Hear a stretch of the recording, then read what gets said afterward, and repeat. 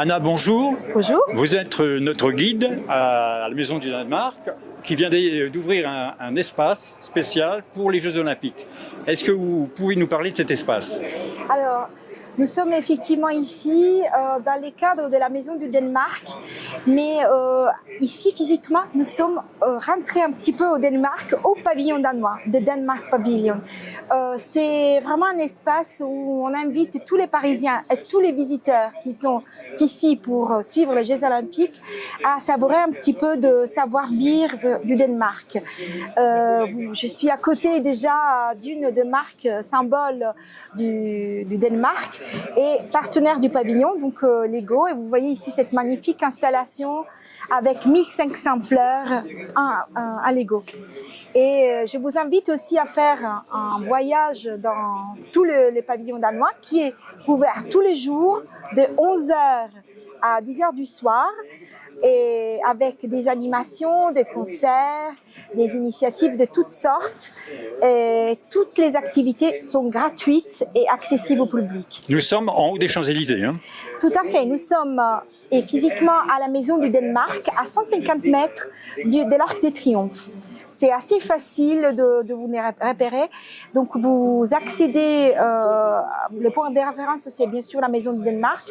Vous rentrez dans la cour, vous montez l'escalier et vous êtes à pavillon. Ce pavillon a été inauguré récemment par la famille royale. Tout à fait. Et c'est eux qui ont tenu à ouvrir cet espace ?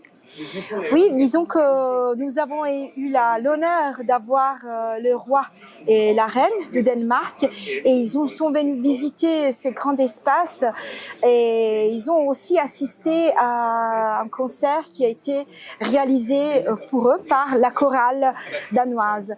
Et en fait, tous les Parisiens peuvent assister à ces concerts virtuellement dans la salle qu'on a rebaptisée le Culture Box, un espace culturel qui se trouve à l'intérieur du pavillon. La programmation, tous les jours, c'est aussi le jeu avec les Lego, qui doivent attirer beaucoup de jeunes, beaucoup d'enfants. Tout à fait, mais pas seulement des enfants, parce qu'il y a des passionnés des Lego de tout âge.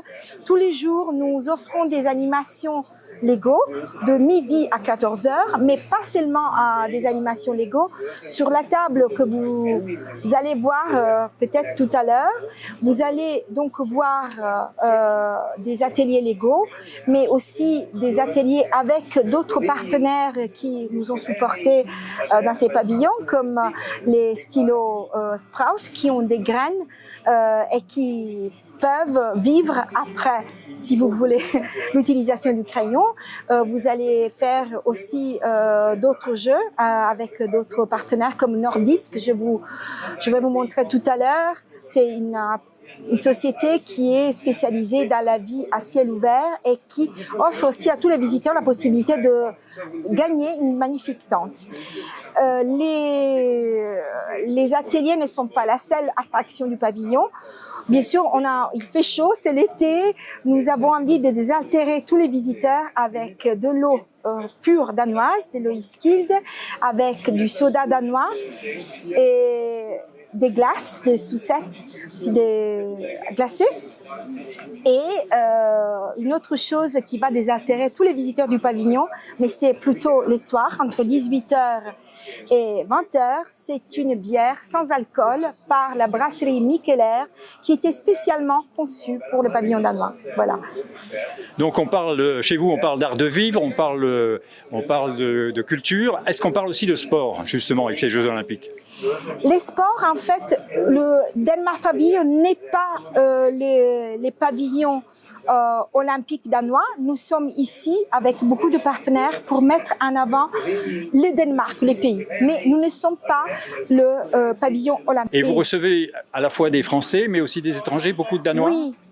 Des Danois, des Français, mais nous avons des visiteurs internationaux qui profitent en fait on a la chance d'être à seulement 150 mètres de l'Arc de Triomphe, et donc beaucoup de visiteurs qui sont ici, internationaux, qui sont ici pour les Jeux Olympiques, forcément veulent voir l'Arc de Triomphe et viennent aussi visiter les pavillons. Et donc le pavillon est ouvert jusqu'au début août, jusqu'à le 11 août. Oui. Et oui. Et une chose très intéressante que nous offrons au pavillon, c'est aussi les animations culturelles et les concerts. Tous les 3 jours, nous avons un nouvel artiste danois qui va jouer des concerts, va faire des concerts complètement gratuits à 2 heures, 2 fois par jour. Le premier concert c'est à 5 heures et le deuxième concert c'est à 19 heures. C'est ici ou dans la terrasse ou bien à l'intérieur du Culture Box. Il faut savoir que normalement, nous sommes dans les centres, les cœurs du monde danois à Paris, donc la maison du Danemark.